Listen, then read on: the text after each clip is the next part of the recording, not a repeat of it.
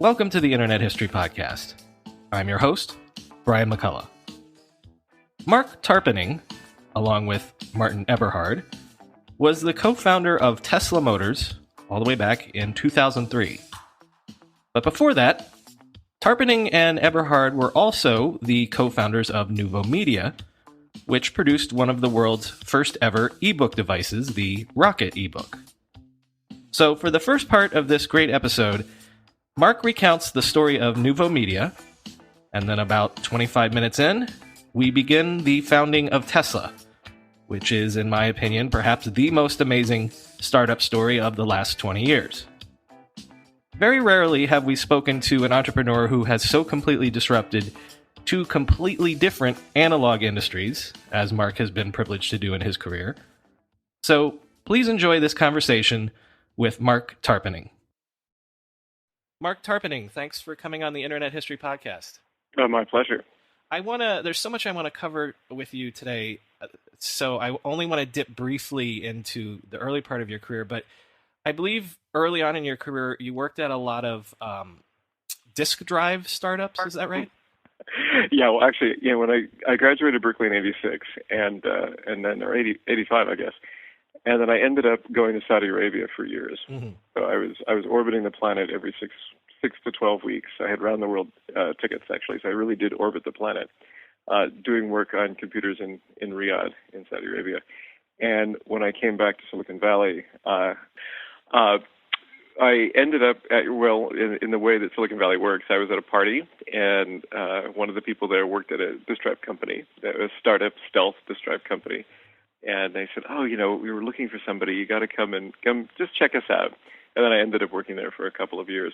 They were doing the very first of the sort of small drives, 2.5-inch diameter drives, the ones you might see in a laptop. Mm-hmm. And at that time, that was very hard to do. I asked you that because I wonder if there were lessons working at startups like that would apply later to what we're about to talk about. Oh, yeah. So, first off, there's the whole sort of startup idea where, you get stock and you work for these little companies and nobody has any resources and you're all very scrappy. And that sort of ethic and that culture was very important and certainly informed everything else that I did. But also, in disk drives are kind of interesting. It's very multidisciplinary because you have magnetics people, you have media people that are actually, in this case, magnetic media, the analog engineers dealing with the read channels, mechanical engineers, with the physical stuff, servo engineers, which is a special, control systems part of software, and then the sort of firmware people that make the data flow in and out in a controlled way. So it was a very neat project because you had all of these very deep specialties. And it was a great example of how software is eating everything. That the mechanical complexity in disk drives, if you look at a modern disk drive versus one from, the 1970s, the modern disk drive with, tons more density is mechanically super simple. And it's super simple because software has been able to take over all of those functions. And it's much, much cheaper to do it in software, obviously, than precision hardware. Well, I think software and hardware, that tie-in that you just talked about, is going to be very important here in a second. Tell me about meeting Martin Eberhard. So one of these trips back from the Middle East, I was visiting my high school and actually my high school friend and college roommate, who was working at a company called, I think at that point, he was at NCD, and that was a startup dealing with networked terminals. So, Stone Age technology, but at the time, very innovative. And Martin was one of the co-founders there, and was essentially my friend's boss. So I met him, through my friend Greg, who parenthetically I just had lunch with about an hour ago. So I guess you hit it off with Martin? Oh yeah. We have very similar ideas on things, and he's I'm a software guy and he's a hardware guy, so you kind of need both to make things happen. Yeah, it's sort of that perfect yin and yang. So what is the genesis of NuvoMedia? Is it that you guys decide you want to do some sort of a company together, or how does the idea start to form? Yeah, so we decided we wanted to do a company together. That would be very fun. I was doing this, disk drive stuff, and he actually got sucked into a little bit of that as well, because I think it was at one of his friends' parties that's how I ended up getting sucked in. So he came and worked at a couple different companies for just a short period of time, doing some consulting on the electrical side. And then we said, let's go do something ourselves. But we didn't know what to do, of course. We had a bunch of ideas, and we quickly decided that we needed to do something that we actually knew something about. So, for example, we knew what disk drives were doing, and we knew what silicon was doing, and we could see the sort of progress.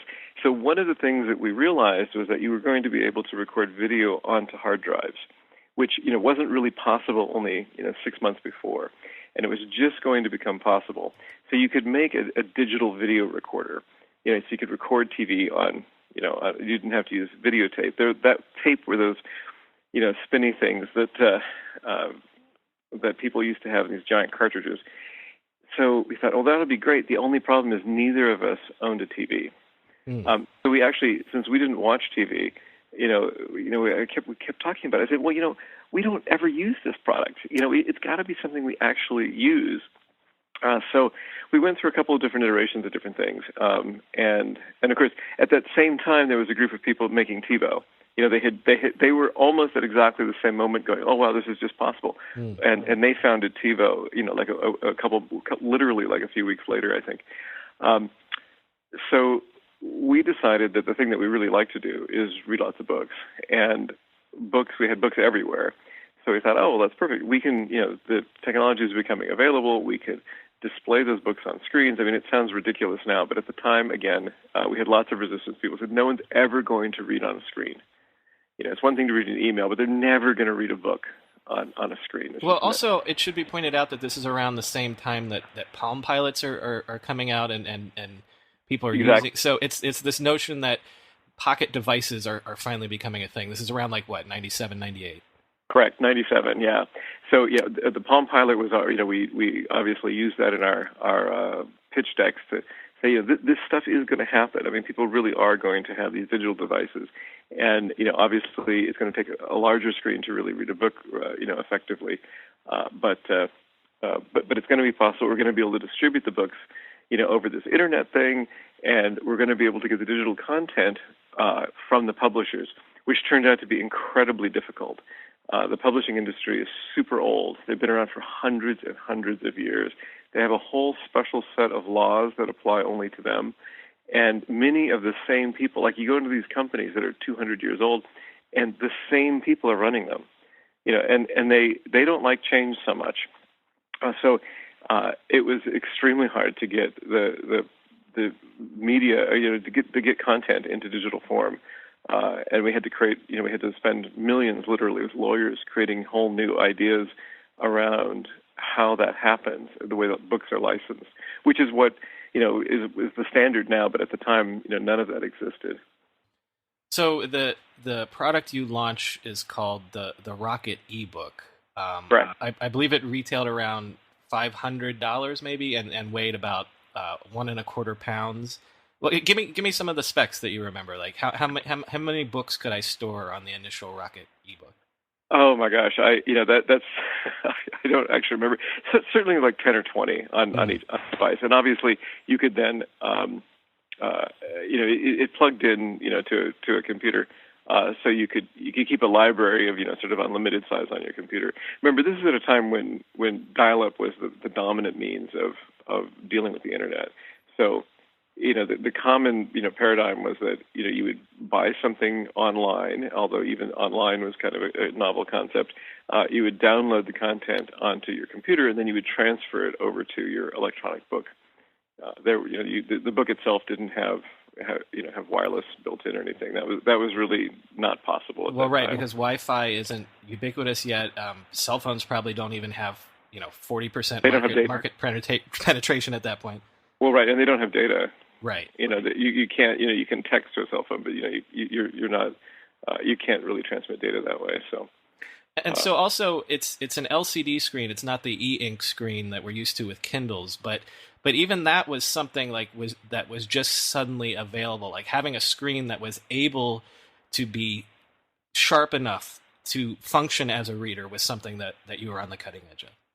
Yeah, and in fact, at that time, and I think it's probably still the case, all the best displays come from Japan, and so we had to go to Japan and work our way into all the various the Samsungs, I mean not the Sharps and Sonys to see their latest stuff that wasn't on the market yet, because nothing on the market was good enough. You couldn't really read on it. The contrast ratio wasn't high enough, and these are all black and white screens. Remember, color really the color screens were terrible at the time. Nobody could read on those. So we finally found a screen made by Sharp that used it's called DMTN. It's a kind of LCD panel that was unusual, that had very, very high contrast ratio for the time. It was like about 10x what anything else had. And they had developed it for a client to make a particular kind of golf computer that never really took off, but they spent millions and millions and millions of dollars developing this technology and really wanted to find another market for it.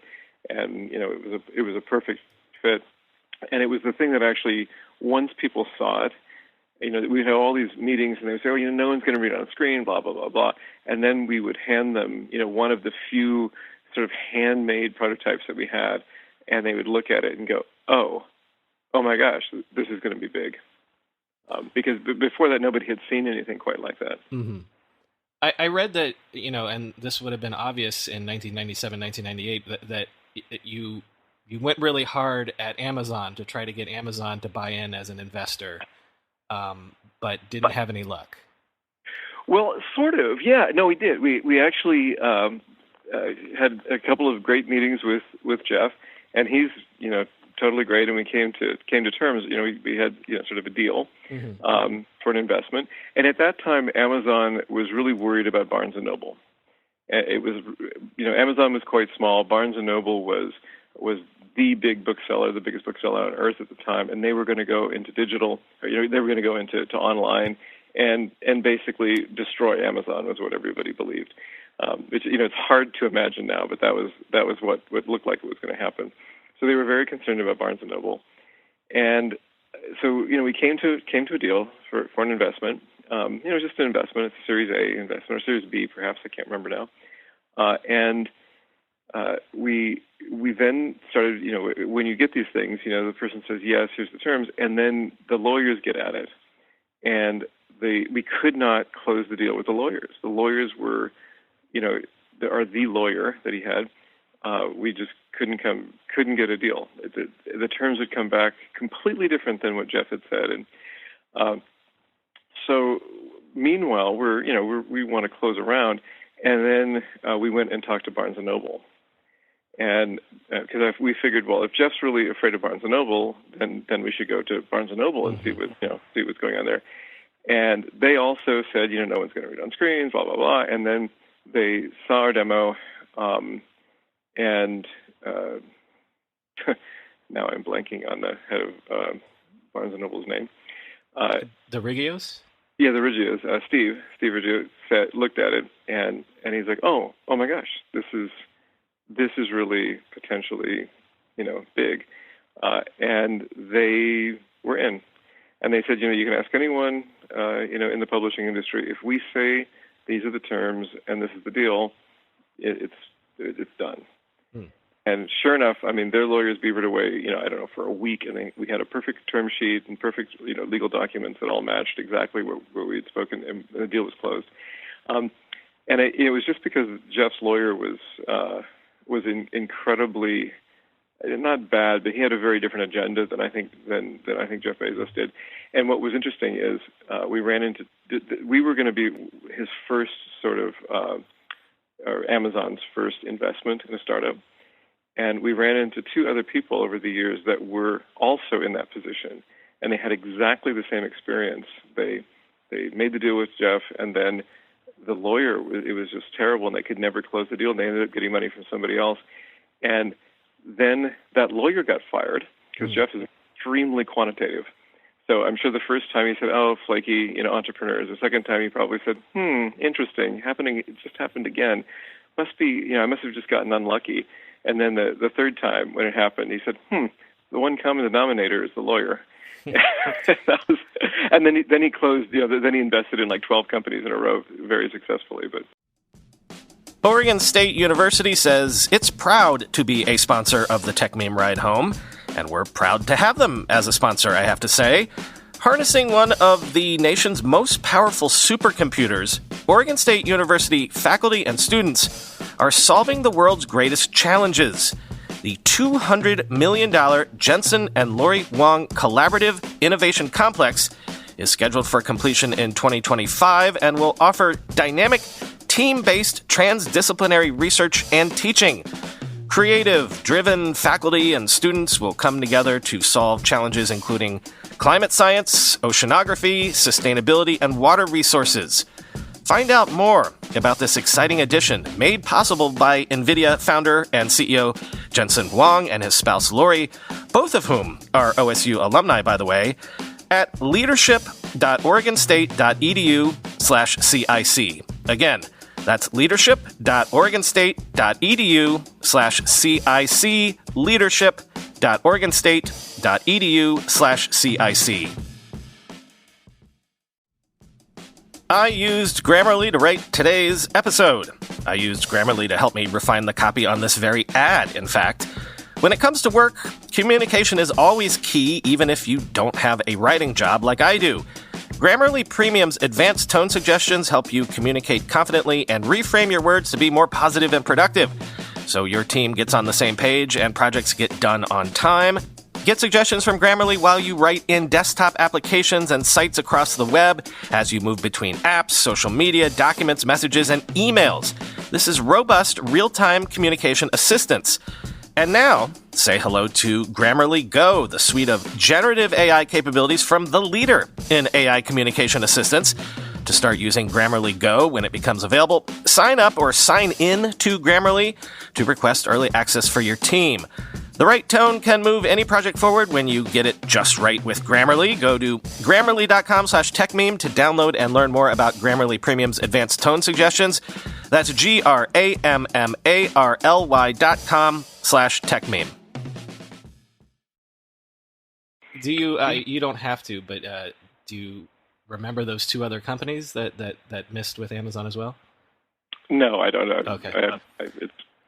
So, it would be, with retrospect and knowing now that ebooks didn't really seriously go mainstream until the Kindle, to say that maybe Rocket eBook was too early. But I mean, I found numbers like you sold 20,000 units in the first year. We're doing double that the second year, and by like 1999, you have like the base model cost down to like $169. So it was a pretty successful early entrant into this market, right?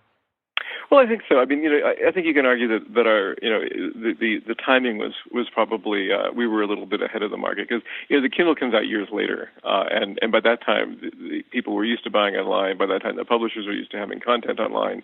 All the pieces had sort of come into play. So you can argue that our market timing was off.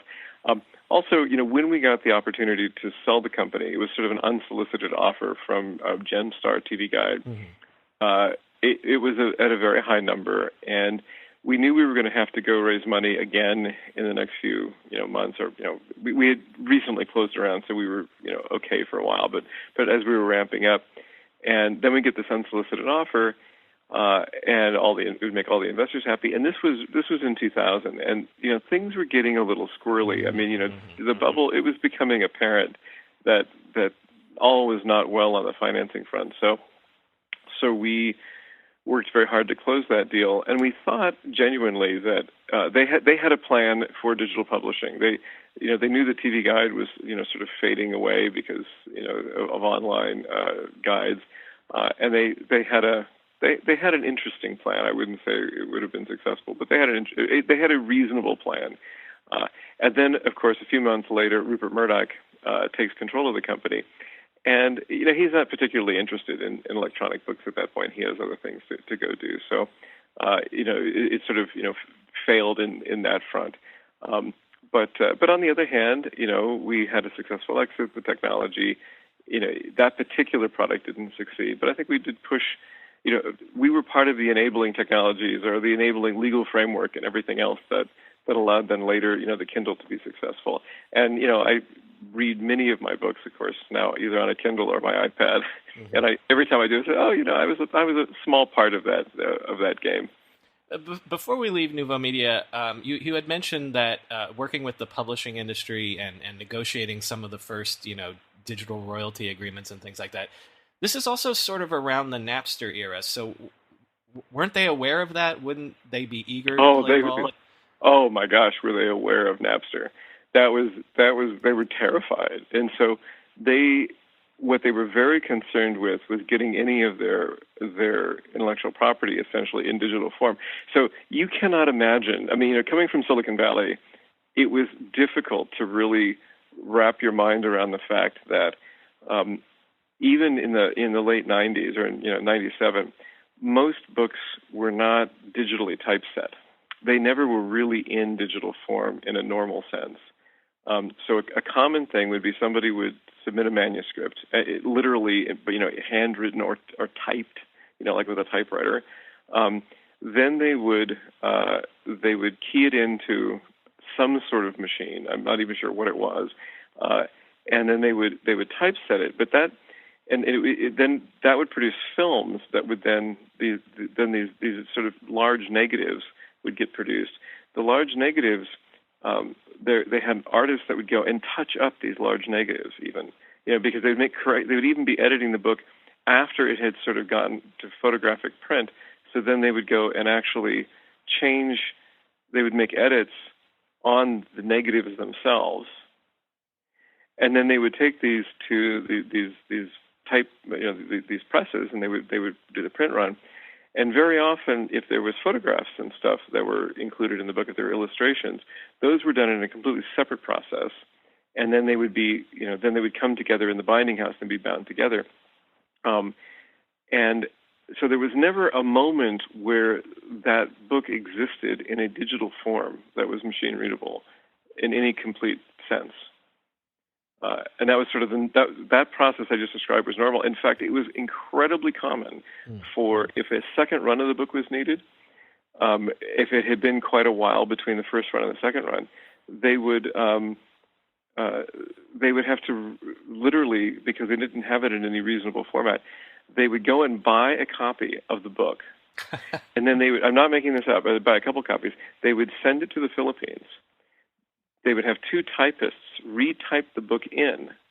Wow. And then they had a little fancy program that would compare the output of the two typists and find any discrepancies. And then an editor would look and figure out which was the mistake and which wasn't. And then they would repeat the process, and that's how they would do the second edition. So were you guys able to gently nudge them in the direction of just going digital first might save all that hassle? Well, they didn't. They just weren't set up for it. And so we had this really naive Silicon Valley view that once we we'd like the digital files of some book that had come out, and then we could format it in some nice way on for our electronic books. And electronic book formatting obviously is a little bit different because the page size and orientation can change. So you can't. Page layout is a very sort of different concept, and they were, we just, they looked at us like we had two heads. They had no idea what we were talking about because, here's these photographs of the pages. Is this the negative of what you want and stuff? So it took them.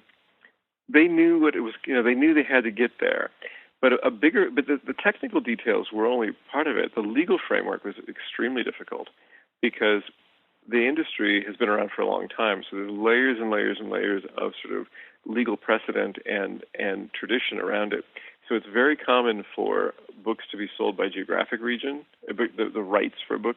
So you have the North American rights, you have the English language rights for North America, or you have the English language rights for all other countries outside of North America and England, for example, or Great Britain. That's a very common, system. So, like, how are you going to, if somebody on your digital platform is in South Africa and buys it, versus buying it from in New York, well, that's two totally separate geographic rights that are negotiated completely separately, and the author owns those rights. Sort of all rights not explicitly sold are owned by the author in the individual territories. Yeah. So if the author only sells the rights, for example, to English language in North America, and then somebody buys it in Germany, well, he doesn't. The publisher doesn't have the right to send that file to him, to that person, because they don't own the rights for English language distribution in Germany, for example. So this was, on the internet, this was an incredibly large problem, and of these geographic monopolies, basically, that they had. And then on top of that, you don't only sell it, you also sell it by book type, or by published, by, what do they call it? I can't remember the term now. But so, for example, the hardback rights are sold completely separately than the paperback rights, which are sold completely separately than the trade publication rights. So those individual rights are all independently sliced and diced by geographic region. So now you say digital. Well, the publishers typically don't own those rights at all, at least at that time, because they might have had a contract to do English language North America, but they didn't have the digital rights for it. That was only for the hardback. So the publishing houses, if you wanted to print out, if they wanted to have you publish one of these books of one of their authors, they would have to go back to the author and renegotiate a whole new contract, because they don't have the rights to do that. The author still retains that. And a couple of the publishing houses maintain that once they had the hardback rights, that was the same as the digital rights, and that doesn't, they have literally hundreds of years of case law to show that isn't the case. That in each new format that's come out, the author retains those rights and is expressly given away. And we had one publishing house that was so proud of itself. It says, we knew this was coming. We were sure this was coming. So our whole catalog, we own the digital rights of all of our hardback books, because we buy those we actually negotiate that, and we have that. Even though there was no digital distribution, we knew it was coming. So, our whole catalog is it. And we're like, that's so great.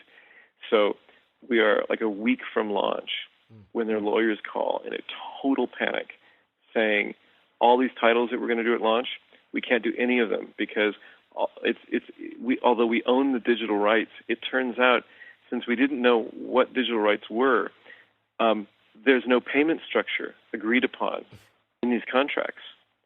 So we have to go to every author and get a separate payment agreement before you sell the first one. So they had to go and so, but we eventually got all through that. So I figured that if nothing else, we paid for a lot of the lawyering that allows all of the content to be distributed the way it is now. Well, thank you for blazing that path. All right, so let's start on the next story then. So you and Martin do have the successful exit to Gemstar TV Guide, and I guess you enjoyed the ride so much that you decide you want to go again and do another company. So what are you guys thinking about when you're thinking of going again? Well, we looked at a bunch of different things. So one thing we wanted to do, though, was raise the bar a little bit. The last one had been something that we thought would be fun, and we wanted to meet authors and sort of understand the whole world. And we met some great people, and it was totally fun. It did exactly what we had wanted. The second time around, we wanted something a little bit more meaty, a little bit more meaningful. And we looked at a bunch of different things in terms of, everything from, bizarre lawn sprinklers, that would save water to, all kinds of random stuff. But Martin had this idea of, he'd wanted to buy an electric car. And it was right about the time when the zero emissions mandate got rewritten in Sacramento here in California. So all the electric cars had ceased to exist. And they weren't very good anyway. The EV1 was the only one that was kind of viable. And it was all leased, and of course GM took them back and crushed them. And so he was pissed off about that. He says, "Why don't we just do this electric car thing? It just can't be that hard." So, and I thought, how are we ever, making a car?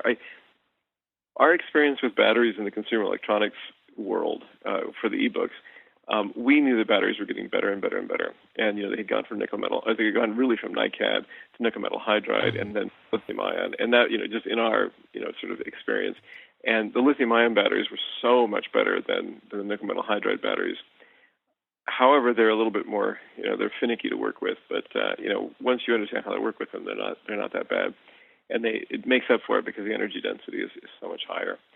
So we were sure, with some spreadsheet calculations that in fact you could put enough energy on a car to make it really compelling. I mean, way better than any of these, EV1s or anything else I'd ever imagined. And the rest of it is a computer science problem because it's really just, computers synthesizing waveforms to make motors go and a network problem because there's lots of little computers required to do all of that. But, that's our world. Like little computers that control stuff. Silicon Valley is really good at that. Well, and can I also, because remember, the big thing at the time was hydrogen fuel cells and stuff, but you guys do the math and you're like, no, EV is the most efficient way to go if you're trying to improve what a car could be, right? Correct. If your goal is to reduce energy consumption, or specifically oil consumption, but just, in any given resource, you want to use it as efficiently as possible, right? So, you don't want to pick something that just consumes lots of that for no apparent reason.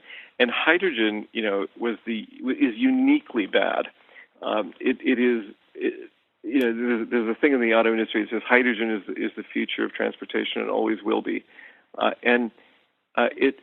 It's a scam as far as I can tell, because the energy equation is terrible. It is just terrible, because hydrogen, the proponents always say, oh, but it's the most abundant element in the universe.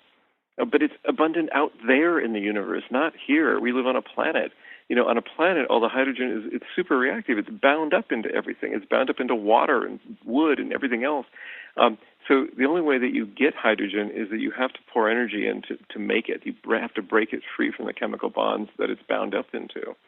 So electrolysis is the most common thing. You put electricity in water and it separates it. But so you're pouring energy in order to make the hydrogen, and then you have to compress it, and that takes energy. And then you have to transport it to wherever you actually need it, which is very difficult because hydrogen is actually much harder to work with than gasoline or even natural gas. And natural gas is not that easy. And then you have to convert it ultimately in a car. And then you have this very high pressure vessel in your car, which has its own safety issues around it. And then on top of that, you have to convert it back into electricity to make the car go, because hydrogen-powered cars are really electric cars that just have an extraordinarily bad battery, and because hydrogen it's an energy carrier. It's not a primary fuel source on this planet. I mean, it may be out somewhere in the universe. It might be, but not on terrestrial planets. So. And so when you add that all up, it turns out that the amount of energy in per kilometer driven is just terrible. I mean, it's way worse than almost anything else that you can come up with, which I've always suspected is one of the reasons why the energy companies have been big proponents of it. And when we were raising money the first time, and we had really carefully gone through all the math to understand fuel cells, because there was a bunch of money going into fuel cells at the time. And also we looked at, biofuels and, ethanol, and, we sort of went down the whole list and figured out, what the most energy efficient system was, which turned out to be battery electric cars, because charging lithium-ion batteries is like over 90% efficient, and then discharging them is also over 90% efficient. So, you hardly lose anything in the storage part. But we would go to these VCs and we would say, so about half, we had a whole slide deck on why hydrogen fuel cells were a bad idea. And about half the VCs would get to that slide and they'd say, oh, skip this. We know it. And actually one of them used the word scam. Oh, we know it's a scam. Just go, we've done the analysis, we know. And the other half of the VCs would get real quiet and ask lots of questions about it and have us go back over the slides again about the hydrogen fuel cell, because they had, of course, invested in fuel cells, all of which went out of business. because it just doesn't. For transportation, there are fuel cells that are useful for other things. There's some really funny solid oxide fuel cells. There's ones that are like in the basement of the New York the stock exchanges that run on natural gas, and they're used for backup power because they can't use diesel generators in downtown Manhattan. But there's some specialty things. But for storing energy and driving cars, it's insane because you almost get nothing, for the kilowatt hours you put in. I told you before, I got lucky. I stumbled into a career that I love. I wanted to be a film director, and instead, I ended up being a startup founder. If you're a software engineer looking to make an impact, maybe you should do what I did and consider looking beyond the obvious path. Bloomberg is building the world's most trusted information network for financial professionals, and they're looking for engineers to join them. I've never worked at Bloomberg, but there's no business or financial news source that I trust more, especially for this show. Also, think about it. At its core, Bloomberg is one of the world's preeminent data and technology companies. At Bloomberg, you'll devise solutions and systems that solve complex real-world problems for customers across the global capital markets. You'll be part of a team that builds and delivers tools to help the world's leading businesses and finance decision-makers surface relevant information in an ever-expanding ocean of data and quickly act on it. The majority of Bloomberg software is built in C++, JavaScript, TypeScript, and Python, and Bloomberg engineers are active members of the open source community, both contributing to and leveraging open source software in their products. Working at Bloomberg means operating at insane scale. The company's real-time market data feeds ingest and process more than 300 billion, yes with a B, market data messages daily. Learn more about the opportunities that await you by visiting Bloomberg.com/careers. That's Bloomberg.com/careers. The last few years have taught us all how important mental health is to our overall state of well-being. Let me tell you, I turned to therapy and meditation several times over the last 3 years, especially, and I actually turned to Headspace specifically to help with that second part. Headspace helps improve mental health through guided meditations, mindfulness practices, breathing, and calming exercises, and so much more. These tools can help reduce anxiety, boost your mood, and help you sleep better. Headspace combines scientifically proven benefits of meditation and mindfulness with modern practices through their experienced meditation teachers, with customized, personalized approaches to help you navigate through all of life's big moments, actually moments big and small.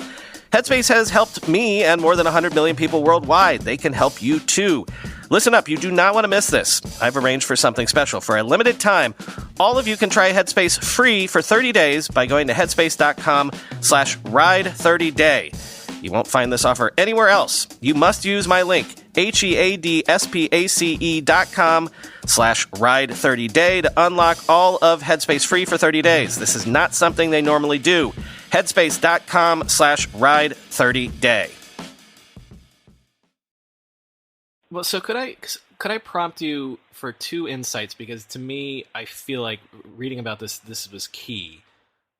Which is, first of all, actually, so there was recent experience with electronic vehicles, GM's EV1 specifically, and that experiment specifically told you that you could be successful because the word that I love, or the quote that I love, is that you learn that tree huggers and geeks have a lot of money. So tell me about that insight. Well, that isn't quite the insight. What was interesting about the EV1 was, GM, not the most, well-loved brand among, the money people. Because, if you're successful, you tend to go buy a Mercedes or a BMW or something. You don't go buy the latest GM vehicle. And when they had the EV1 out there, they only leased them in California, and yet the people who leased them were almost all of them were very wealthy. And it is, so because electric cars are so incredibly energy efficient, they're actually really cheap to drive per mile. The per mile cost is super low. So the sort of assumption for a lot of people was that the only reason that you would drive an electric car is because you were super cheap. You wanted to save money on gas. There's also an assumption, and that was widespread, that we were asked that constantly. Well, when will it pay for itself? It was a constant question that the VCs asked.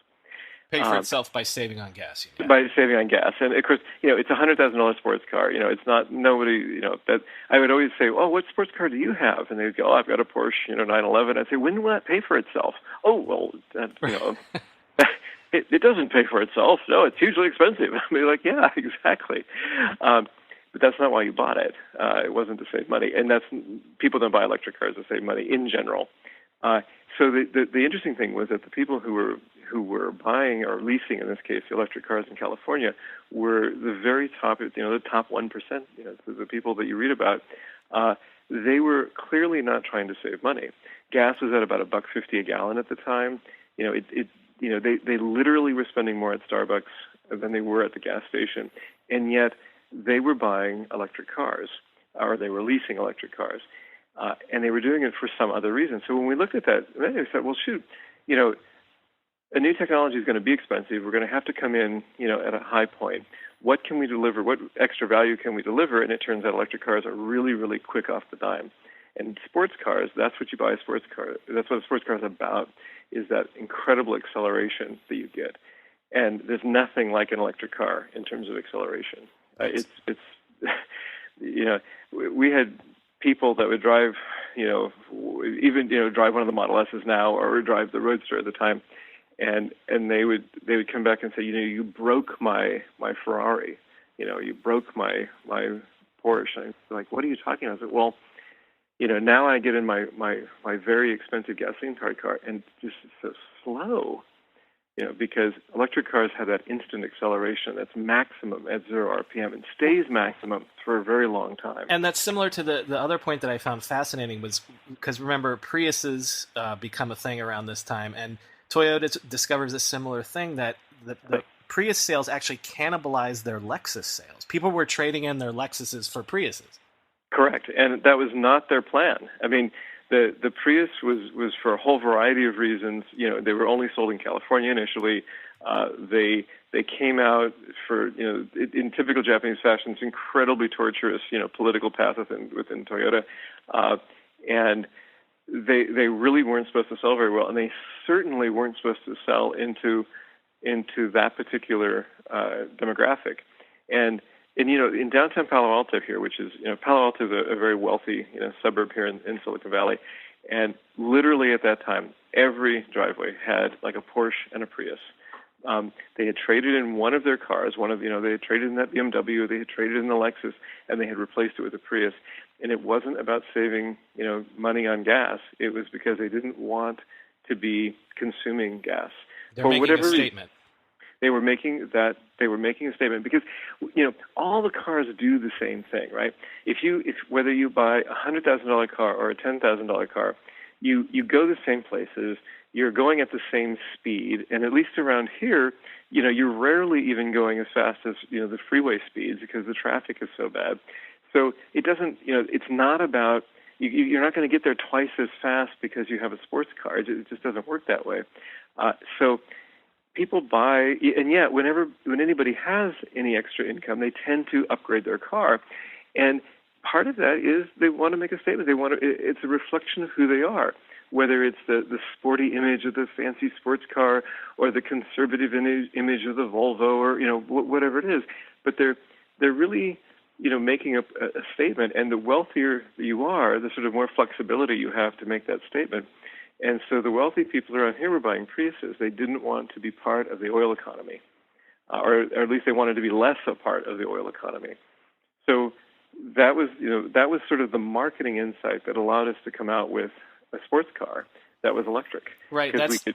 That's that genius insight because so you realize that you can come in at the top of the market, you can come high end, high quality, sexy, flashy, but that also fits what you have to do for your business plan, because there's no way you can compete with GM or Ford or anybody like that, mass production.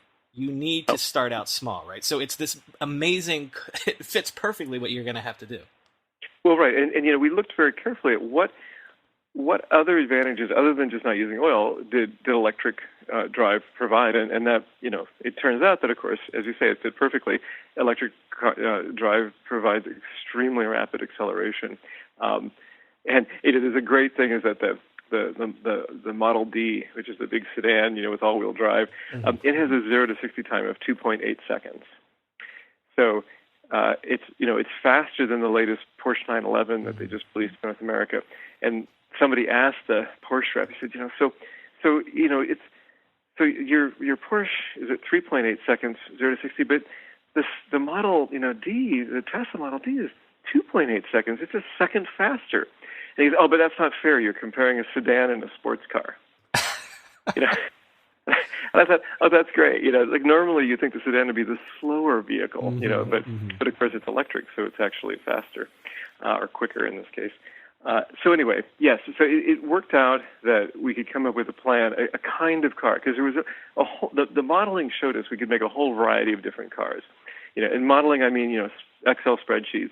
So wait, yeah, I want to highlight that. So you're not talking about complex modeling. You're talking about literally just doing the math in Excel. Well, exactly, and it's all sort of high school math and physics, really.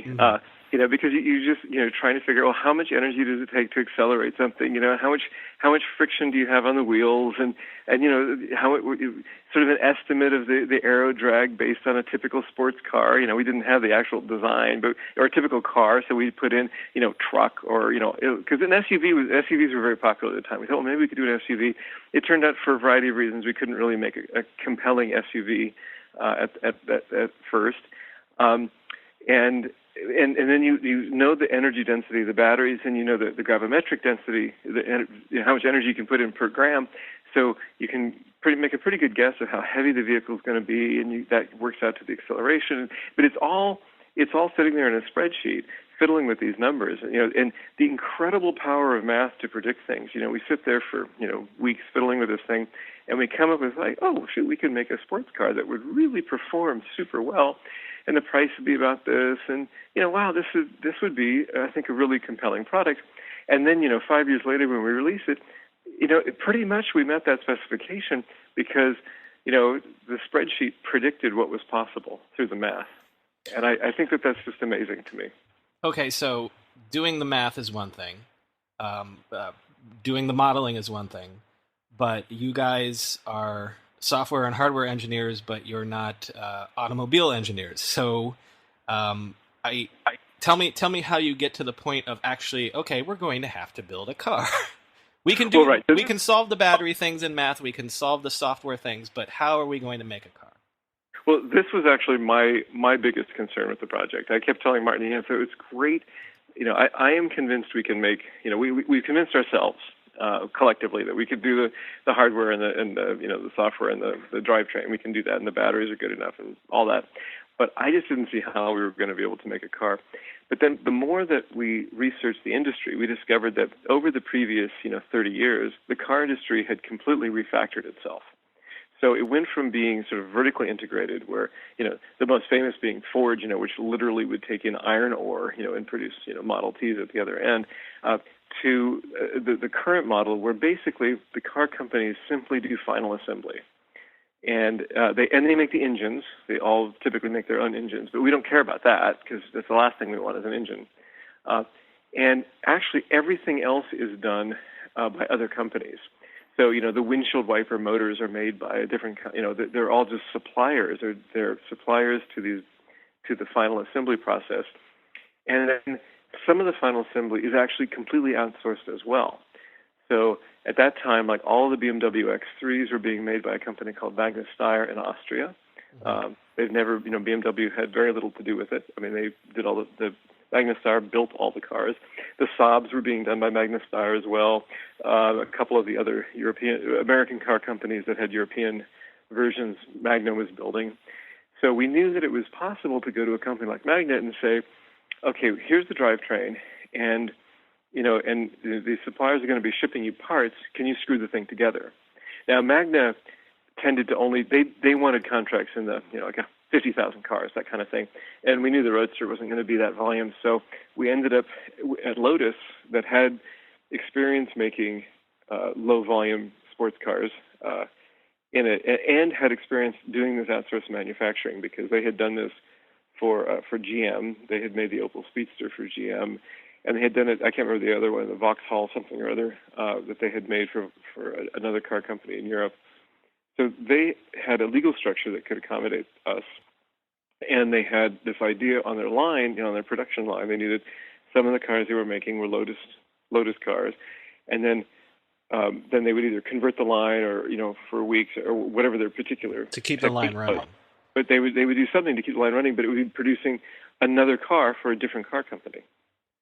Because if you go to, say, a Ford and say, hey, we'd like you to produce a car under our name, there's no way they're going to say yes. They won't do that. No, right. no. But Lotus was small enough and they were scrappy enough that they had been doing it for other companies, and of course then there was this other class of company that's all they did. There's no Magnus Steyr branded car. They just make cars for other car companies. So and then we ended up with a deal with Lotus because they had a better sort of impedance match with us. So okay, that'll solve that end of it. But what about actually making the batteries work based off your math? You're working with literal laptop batteries, 18650, the gold standard of the lithium-ion battery cells. So you just have to make packs out of them and then shove them in the cars. Right? It turns out that occurs. Obviously, there's a lot more to that. So sure. The 650s at the time were the only industry standard sort of cell, and I think that's still really the case. Everyone now, for the most part, has gone to various lithium polymer technologies because they want the battery shaped, to be at the bottom of the laptop or wrapped around the cell phone or whatever. At the time, every laptop had these 18650s in it, and every camcorder, which were those separate. They're like cell phones, except they didn't have phones. They just had video recorders, very strange things. All of them were using these 18650s. And this was really one of Martin's insights as we were looking for how to make the packs. We were familiar with the 18650s from the eBook days. And the thing is, he says, well, let's just use these. I said, well, it's insane. It's going to be thousands of them. But the more we thought about it, that was a great thing because they were a commodity. They're made by dozens of different companies around the world. Not all of them are the same quality, but they're all pretty much the same, they're the same form factor. And that's what you want. If you're a buyer, you want to have lots of choices. You don't want to be locked into one particular weird format that only one company makes. You want to have lots of competition, all beavering away to make those 18650s cheaper and better for you. So the whole sort of chicken and egg problem around specialized automotive batteries goes away because we're just buying these laptop batteries. Now, it turns out that laptop batteries need to be handled very carefully when you combine a whole bunch of them together. And the battery companies really didn't want us to do that. So they didn't want you to tinker with them at all. Well, they did not want us to put more than 7 of them together. And because there is a chance that there will be a fire. If you mistreat them, you can get them to essentially catch fire. They don't explode, but they kind of catch fire. And then if you're really not careful, that fire can spread to adjacent cells. And Sony quite famously had a whole set of laptops that would spontaneously burst into flames this way because their charging circuit was messed up. I don't know if it was a charging circuit or if it was a chemistry problem in their battery, but they had this giant, very expensive recall. So the battery companies were extremely sensitive to having lots of these because you could imagine if you put a lot of them together, that could be a really big fire if you weren't careful. So they really didn't want us to do that. But we eventually convinced them that actually we knew more about how to keep their batteries safe than they did. And we finally got a supply agreement worked out. It turns out that if you go to a sales guy and you say, we think that, if you ask the sales guy, what is your fantasy customer for your batteries? And they say, they would have 3 of these cells in a laptop and 2 of them in a camcorder and 2 more of them in an extra battery for their camcorder. And we go, okay, great. So like 7 cells, something around there per user, per customer is your fantasy customer. They go, oh yeah, and you're selling lots of them. They're selling hundreds of millions of these things. And I said, well, we think that your market's 1,000 times larger. Because how many would be in every car? Nearly 7,000. And if you can convince even a relatively low-level salesman that their addressable market is really 1,000 times larger, you will get a call from the CEO of that company, no matter how big that company is, asking about, what's this thing about 1,000 times larger market? Mm-hmm. So we eventually convinced several of the battery companies to work with us. And it helped that we had by far the best safety data, because nobody else had really tried it. Nobody else, they had this sort of knee-jerk reaction that you don't put very many of them together.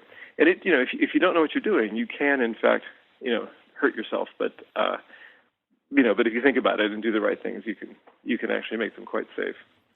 So you guys are starting down the road in this amazing sort of engineer hacker ethos of, well, let's just make it work. Let's do the math. The math is right. Let's make it work. One thing we haven't talked about is raising money and convincing people, hey, we're doing a car company. And not only are we doing a car company, we're doing an electronic vehicle car company. So tell me, what was it like? I believe you guys actually go to Sand Hill Road because that's what you know. You come from the Valley. What was it like to try to pitch a car company to VCs on Sand Hill Road? Oh, we were considered crazy. I mean, but that's so. One of the things, if you raise enough money enough times, you're used to people saying no. I mean, that's just the way it is. Because almost always, they turn you down.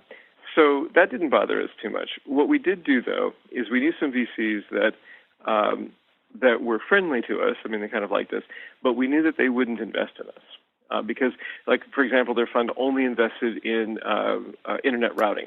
Was one of them. Right? They did internet infrastructure sort of things, or biotech, or something like that. Or biotech, exactly. So we knew that we were completely outside of their investment space, and we called them up and we said, hey, we have this crazy idea, and we want to pitch you guys. We know that you can invest, so this isn't a pitch that you're going to have to actually respond to and stuff. But what we would like is just the feedback, and we weren't really sure what they would say. But it turns out that if all day, all you hear are pitches for, internet routing startups, if somebody says, I've got this crazy idea about, high performance electric sports cars, all the partners will show up if you provide lunch and hear this, because they want to hear something other than a router pitch. And so they gave great feedback as to things we had to change. And they asked, quite insightful questions, which, we thought we had all of our ducks in a row and all of our answers figured out, but they would ask these questions like, "Oh shoot, I don't really know that," or they would challenge us on some of the numbers, and we wouldn't have answers to. So then we go back and sort of rethink and retool, and that's how we honed our pitch before we actually used our sort of silver bullets to get in with VCs that we thought might fund us, because you only get kind of one chance, really. So we wanted to make sure that we had all the answers. So then starting in January, we were doing this sort of over the holidays of 2003. And then starting in January, we actually, went down Sand Hill Road. And, VCs are always polite, or at least most of them are. And we quickly discovered that we could pretty much convince a few people in the VC firm that this was a cool idea and worth funding. But in a large firm, there's lots of partners, and you typically need sort of unanimous consent to make the investment. The investments are pioneered by or sort of championed by one partner, but ultimately you need everyone to at least say okay, as opposed to you're insane, we're not doing this. And the larger the partnership, the harder that was, because there would always be one person that said this is insane. So we very quickly targeted smaller funds that only had a couple of partners, because we figured, we could probably get a couple people to say yes. Mm-hmm. And we lined up money from SDL Ventures and Compass Technology Partners, because they were, relatively small funds with only, one or two deciding partners. And of course, various friends and family. And then we were in March, we pitched Elon as a super angel. Mm-hmm. And Elon liked the idea, and he was quite, we went down to SpaceX and did the pitch, and SpaceX at that time hadn't launched anything yet. It was total small little startup doing, it was years from their first launch attempt, and he looked at it, he says, I like this. I'm really concerned about oil consumption as well. I get the vision. I love where you're coming into the market. I'm in. And so he led the Series A round, and then was on the board after that, obviously. There really is no quick fix for anxiety and depression. There are things like therapy, regular meditation, or just exercising more, but sometimes you need something to unlock your brain, a new way of thinking about and seeing the world. Maybe that thing is guided ketamine therapy from MindBloom. There's a new tool to improve your mental health, at-home ketamine therapy. MindBloom is the leader in at-home ketamine therapy, having safely helped thousands of people overcome their anxiety and depression. Unlike traditional talk therapy, ketamine works quickly and doesn't have the unpleasant side effects of traditional antidepressants. In a study of over 1,200 MindBloom clients, 89% reported improvements in their anxiety and depression after only 2 sessions. Right now, MindBloom is offering our listeners $100 off your first 6-session program when you sign up at mindbloom.com/techmeme and use promo code Techmeme. Take the first step and break free from your anxiety and depression with MindBloom. Mindbloom.com/Techmeme and use promo code Techmeme. All this week, I'm going to be telling you about Miro.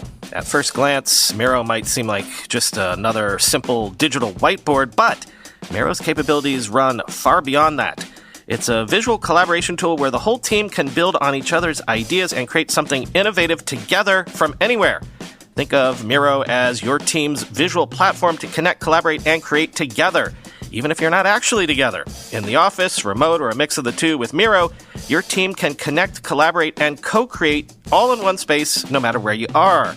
Strategic planning becomes easier when it's visual and accessible. Tap into a way to map processes, systems, and plans with the whole team so they not only view it, but have a chance to give feedback. And with over 100 integrations, it works where you already work, whether you want to edit your Google Docs, resolve Jira issues, or collaborate over Zoom. Empower your entire team to take ideas from better to best with Miro. Sign up today at Miro.com/podcast, and if you use that link, your first 3 Miro boards are free forever when you sign up. That's Miro, Miro.com/podcast. Was it just that simple? You pitch and he's in, or did he do a lot of due diligence? He pestered. So I'm simplifying that whole process. So we pitched on a Friday or a Thursday or something, and then I was in Washington D.C. all weekend. So I was sort of peppered with questions by Elon over the weekend, and then into the beginning of the next week, and then I think Thursday or Friday of that next week, because I was back by then. We went back down to L.A. and he asked some more questions, and we told him whatever, and he says okay, that. Yeah, he had clearly checked us out as well. He'd looked at our backgrounds, and and we had answered all the questions apparently well enough and he says, "Okay, I'm in." Yeah, and it takes about a month, typically from that point to get the paperwork all done and the money. It just seems such an example of it was so right up his alley, an idea that he would have been primed and ready to be interested. Well, exactly, yeah, and it was. It was exactly up his alley, and that's one of the reasons why he was a very supportive, originally investor, obviously, and now you can argue he's been a very successful CEO for Tesla because it really was aligned with his interests to begin with. And at some point he said, if I wasn't doing SpaceX, this is an example of something that I would be doing. This is the right, exactly the right approach in the right market and doing the right thing, for the right reasons. And it's hopefully going to be successful financially. We'll get into a little bit of the step by step, but one more thing on the fundraising thing, because I liked this as an idea. Every step along, when you would come out with a mule or a prototype or whatever, that's what you would use to raise more money. You would literally take the vehicle around and drive people around in it, and then ask them for Series B, Series C. Well, so the thing is, let's say that you need $60 million for some project. It's incredibly rare, even now, that you're going to. It's not even really desirable to raise that money all at once, because if you're just a couple guys with a PowerPoint, your company isn't going to be worth very much. So to take the 60, 70 million at once, even if you could get somebody to agree, they're going to own the whole company at the end, because the initial value of your idea just can't be very high. So what you do is you raise money in tranches, which is easier, although it takes you're always raising money in a way. But so you raise a little bit of money at first, and you say, this is the big technical risk, which in our case it was really around the battery, because that was the thing that everyone always asked about. Can you really get this kind of energy density in a battery like that? And can you really make it safe? So that was the goal of the first tranche of money. So the deliverable at the end of that was that we would have a mule, a vehicle that doesn't reproduce. In the car industry, you take a little bit of one company, or a little bit of one car and a little bit of another car. It's a rolling test platform that doesn't reproduce. And we made a mule, and at that time we used a Lotus Elise because we already were on trend to a deal with Lotus. And we built our battery pack, and then we used an AC propulsion motor and inverter, because it was really the battery pack that we were focused on. And meanwhile, we were working on our own motor and inverter, but it was not, we knew we could do the motor and inverter, that, those had been around. I mean, Nikola Tesla invented AC induction motors, 100 years ago. So we knew that was going to be possible, right? The most common motors, electric motors in existence. The thing that was a little bit unclear is whether we could really retire the risk around the battery pack. So you build the car, and by and large, the VC community is not hugely imaginative. So when you come and you can give, whatever it is that you're trying to raise money for, if you have a demo that really shows off what you're doing, it helps investors get comfortable with the idea. So in this case, we had this little yellow Lotus, and you got into it, and it took off incredibly quickly, and was silent and beautiful and really fun. And we got that, and as soon as we were able to drive that, literally, we got it working, it was like midnight. The next morning we had a board meeting. The board is there, Elon is there. We show it off, and we're not running out of money, but it's time to raise money again. And we had retired that risk from an investor's perspective. They look and they go, wow, the battery system is going to work. Here's an example of it working. And wow, it was such a rush to ride in that thing. It was a much more visceral experience. So then it was easier to raise money. So then we had some meetings with other VCs at that time. We were still in stealth mode, and they came in from Chicago. They saw the place. They heard the song and dance. They all rode in the car, and the partnership was only 3 or 4 partners, and they said, hey, can we borrow your conference room for a few minutes? We have a meeting we have to do. I said, oh yeah, sure. So they're going to be on the plane back to Chicago, and they come out of the meeting about 20 minutes later, and they said, we're in. That was our partnership meeting. That was our Monday partnership meeting we just had. And it was because they had ridden in it. I think, it proved to them that this was possible, and that it was unlike anything that they had been in. I mean, this wasn't some golf cart. This was a mule. I mean, the specs on the final car were much more impressive, but we knew, this was the proof of concept that it was going to be something that was really going to be great to have. Well, so much of your story is about that convincing people, and later on in the press and things like that electric vehicles aren't golf carts. In fact, they're better sports cars than you've ever ridden in your life. Mm-hmm. So it's such a great position to be in when the product itself is the thing that wins people over. Well, that's the goal. I mean, that's always the goal. You want your product to be the thing that tells the story, and you see the product and you go, oh, I get it. I want to be part of this. Okay, I'm gonna skip a couple steps here for time purposes, but another thing that I love about your story is tell me the fun of crash testing, because usually engineers in Silicon Valley don't get to throw their product against the wall and see what happens. Well, it's actually incredibly impressive, because we did not use a lot of traditional car engineers because most of the car industry is not geared to Silicon Valley's sort of speed and mentality, and also a lot of it's wrapped around internal combustion engines and emissions and stuff like that, which we didn't have any need for. The one sort of sub-discipline that was incredibly impressive to me is the crash people, and you hire them. I mean, there are companies that's what they do, right? So, and these people had experience with the Lotus Elise, and it was similar enough that their models kind of were not super hard to adapt, and it was all okayed with through the Lotus IP department. So they came and they take all these measurements, and they sit and model it, and they don't take measurements, they just grab the CAD files and they do everything, and they make a couple tweaks. And what's incredibly impressive is that they're able to say, again, this incredible predictive power of mathematics.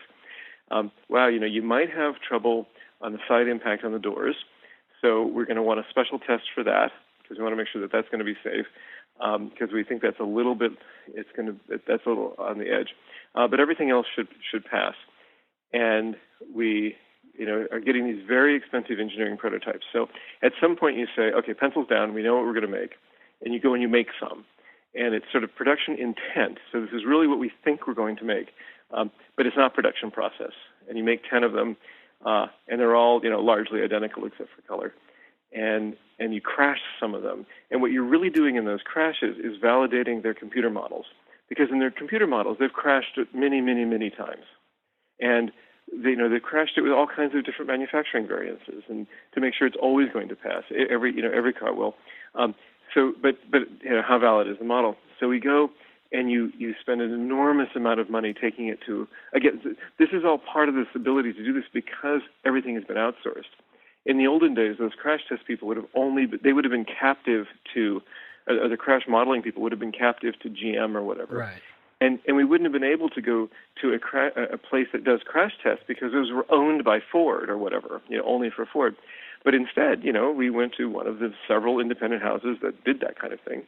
And this particular one, I think, was Siemens in Germany or Austria. I can't remember where it was anymore. It's somewhere in Europe. And they have these very high-speed cameras and this incredible setup.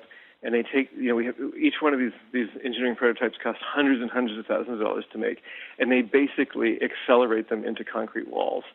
And when they're not accelerating them into concrete walls, they're taking these like rams, like out of medieval, things that storm castles, and they're smashing into, they're computer controlled and accelerated rams, but they're smashing those into the car. And of course, they've instrumented the car like crazy. They're looking at the G-forces that happen on the driver and the passenger, and what happens to the car itself. But and what you see is millions of dollars being just destroyed in front of your eyes in incredibly vivid, super high-speed HD. You get these beautiful videos back that just make your heart sink in the sense of everything that's being lost. What is incredible to me, though, is you see these tremendous crashes, and then the crash test dummies look pretty good, and when you look at the data from the crash test dummies, you go, oh, they would have walked away. It's amazing. It's one of the reasons why I won't drive in old cars, because they're really demonstrably more dangerous. The modern sort of post airbag era of crashes, it really made a difference. And what's incredible in the modeling, we crash these engineering prototypes, and the modeling exactly predicted it. I mean, like within a few percent, they're like, oh yeah, okay, everything's fine. But they still have to run the physical test anyway.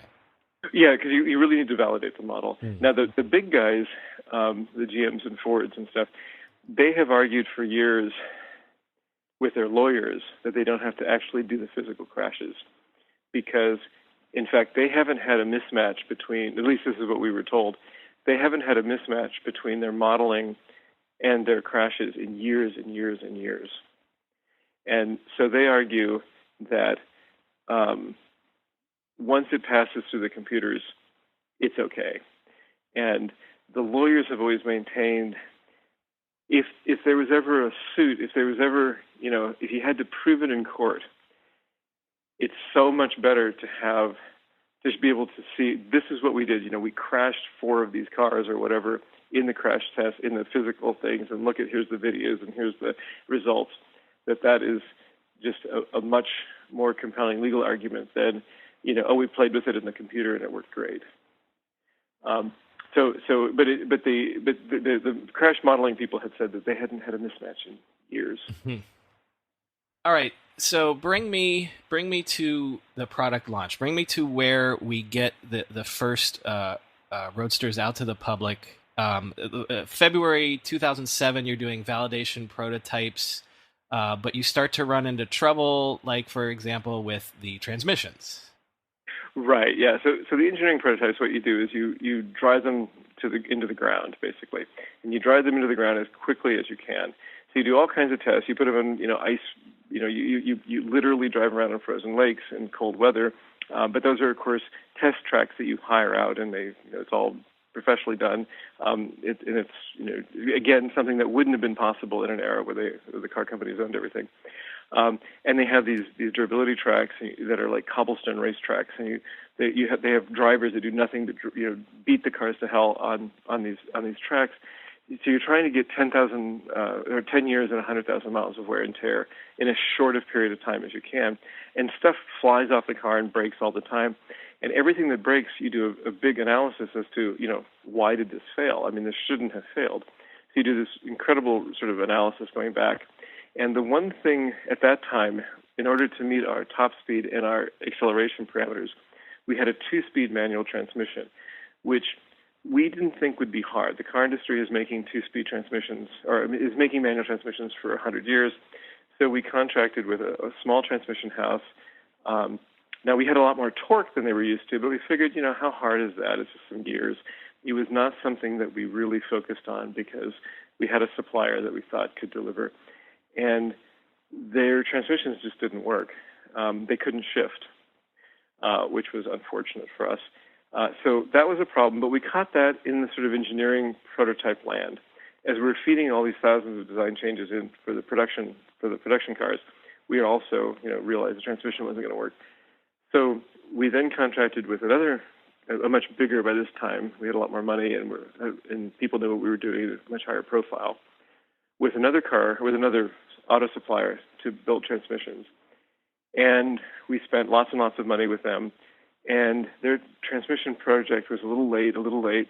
So meanwhile, we're doing all this other testing, and we just have some cobbled together, sort of mule, if you will, transmissions. So we can do all the rest of the other testing, except for the transmissions. And we finally get the first articles on what we hope to be the production transmissions. And they look kind of good initially, but we put them on the durability track. We put them on our dynos, which are the test fixtures in the lab, and they all begin to break, and they all break in different ways. And that's not good. Yeah. If they all break in one way, you can kind of deal with it. You can isolate it, yeah. Right, but they're really not breaking well. So at that point, we were by this point, everything else is done. We've gotten through all of the what are called FMVSS, Federal Motor Vehicle Safety Standards. All of them have been completed. We are ready essentially to ship, except we don't have transmissions that work. And this nearly killed the company. It was also in 2007, 2008, the money financing was beginning to get a little skittish, and here we have this huge, it was the first milestone that we really missed in a big way. Everything else might have been a little bit, more expensive or a little bit later, but we had, there was conscious decisions along the way that did that. We decided to make the car better, or we decided to change the specs. Everything along the way was sort of much more conscious. This one was just a screw up. It failed. So, and it wasn't in our core competency. That we just didn't consider it to be something that we had to, we were dealing with one of the largest transmission makers in the world. They should be able to make a transmission that works, right? We didn't really, we didn't understand how dangerous that was. Anyway, so that was a very, very dark and bleak time for us. But as it turned out, of course, Moore's Law, thankfully, is ticking along. And the IGBTs, which are the switching transistors in the inverter that synthesize the waveform, International Rectifier, I believe was our supplier, they had a new version that was just coming out. and it was more efficient. Not a whole lot, they're incredibly efficient, but this was more efficient. And what that means is that you can put more power through without them overheating. So suddenly, by replacing these IGBTs and making a few other changes, we could increase the power that we could deliver to the motor more than we thought possible, more than was possible with the existing transistors. And what that allowed us to do was to increase the horsepower and the torque so we could get to a one-speed transmission, which is just it's just a reduction. Right. And that, the car industry, and actually our new supplier was awesome, and they came through for us and did an amazing job, and record speed produced a beautiful transmission, and that's what we ended up shipping. But we shipped it late. We actually shipped some number of cars, and I can't remember how many, but our customers have been waiting for years. So we asked them, so you can take delivery now, but what we'll have to do is, but the transmission that we're going to have is just something cobbled together, and it's not going to give you the final spec performance. And then in about sometime over the next 6 months, we'll bring the car back in for service, and we'll replace the transmission and the inverter or whatever else that needs to be replaced in the drivetrain to make it meet the specifications we promised. And I think all of the customers said, that's fine. We'd rather have it now and be driving it around. So we started delivering cars, and then I think we called it Rev 1.5 or something of the drivetrain. And then we ultimately, when the new transmissions came out and the new inverters were in place, we then just retrofitted the ones that we had delivered. When it comes to work, communication is absolutely key, even if you don't have a, in quotes, writing job like I do. So while, again, I use Grammarly to produce the podcast today, you could be using Grammarly right now to produce whatever you produce at your job. Anything from emails to slide decks to entire business plans. Grammarly Premium's advanced tone suggestions help you communicate confidently and reframe your words to be more positive and productive, so you and your team can get on the same page and projects can get done on time. Get suggestions from Grammarly while you write inside of the desktop applications and sites across the web that you're using right now as you move between apps, social media, documents, messages, and emails. This is robust, real-time communication assistance. The right tone can move any project forward when you get it just right with Grammarly. Go to Grammarly.com/Techmeme to download and learn more about Grammarly Premium's advanced tone suggestions today. That's GRAMMARLY.com/Techmeme. Harnessing one of the nation's most powerful supercomputers, Oregon State University faculty and students are right now solving the world's greatest challenges. The $200 million Jensen and Lori Wang Collaborative Innovation Complex, scheduled for completion in 2025, will offer dynamic, team-based disciplinary research and teaching.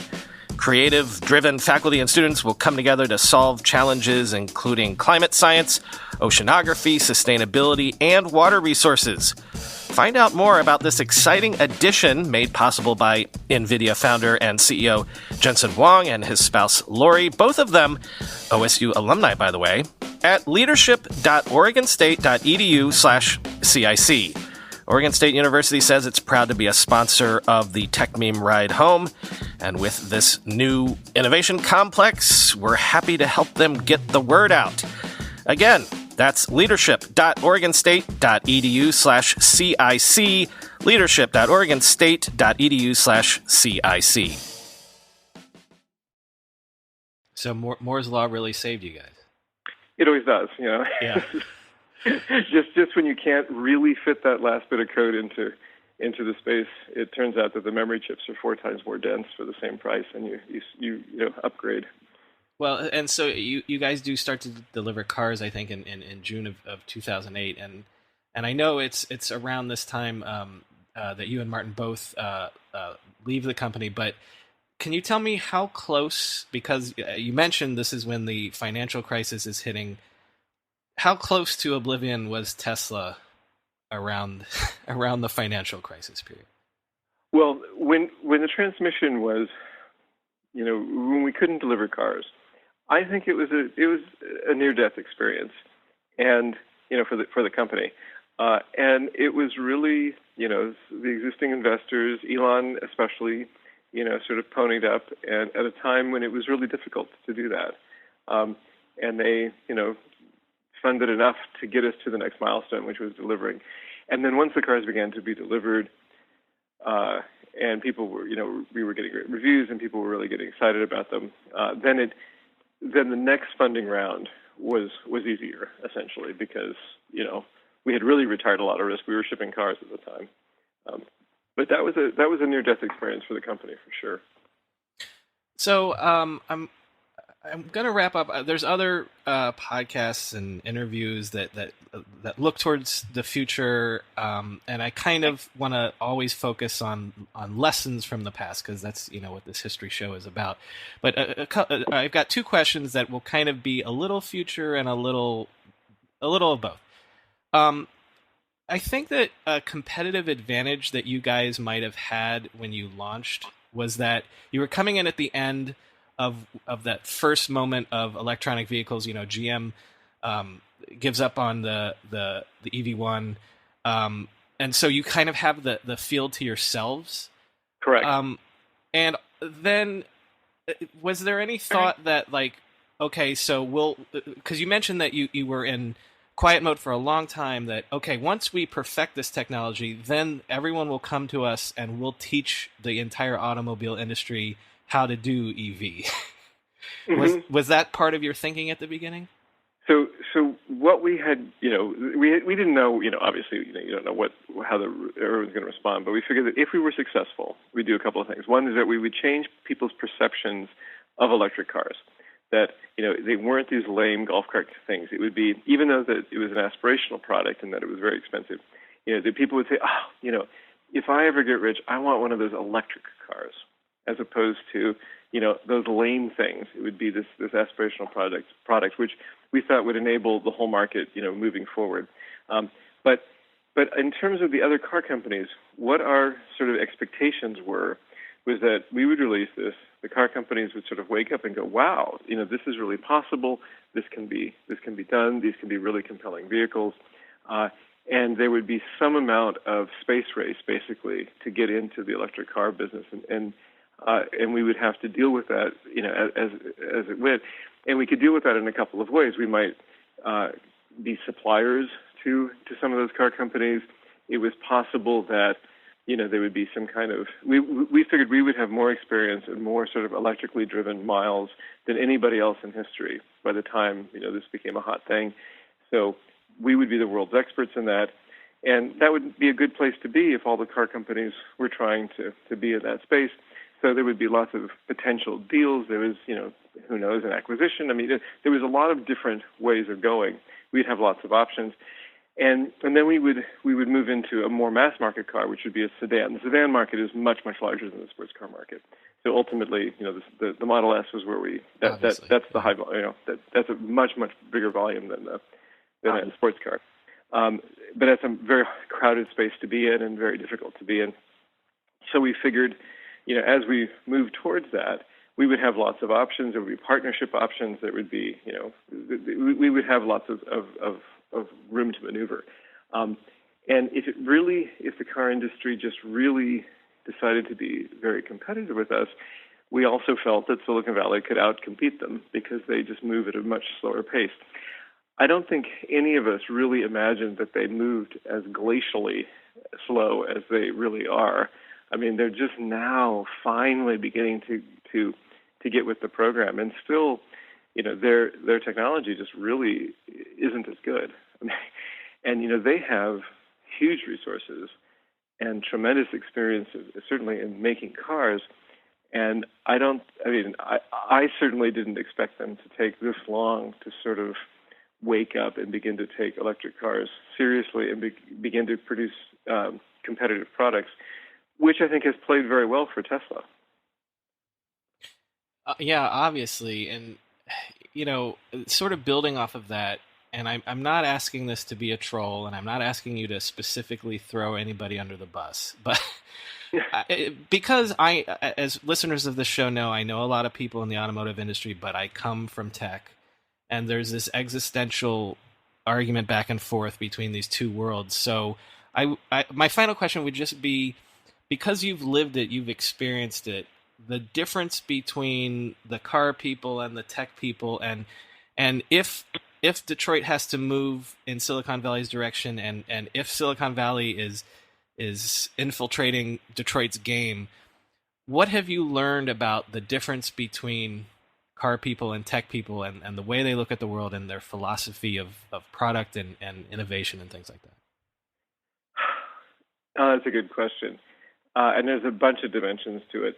One is, I think, that it isn't so much car people versus tech people. It's much more really giant old companies, whether it's in the book industry, like we dealt with before, or probably almost any industry. If you've been around for a long time and you've done things the same way for a long time, you get very used to it, and you're making money. It's not like you're, failing. And there's a huge resistance to taking risks and trying stuff new, because that could have impact, your division's numbers or your career, and it just makes it very hard for innovative ideas to infiltrate these big companies. In Silicon Valley, we don't tend to have, we don't have any 100-year-old companies that are big out here. I mean, we only have a handful, the Intels and the Hewlett-Packards and stuff, that have been around for a long time. And, they go through periods of sort of struggle. I think, HP currently is struggling with that problem, and Intel to some degree. And they grew up in this environment, and they're deep into this innovative culture.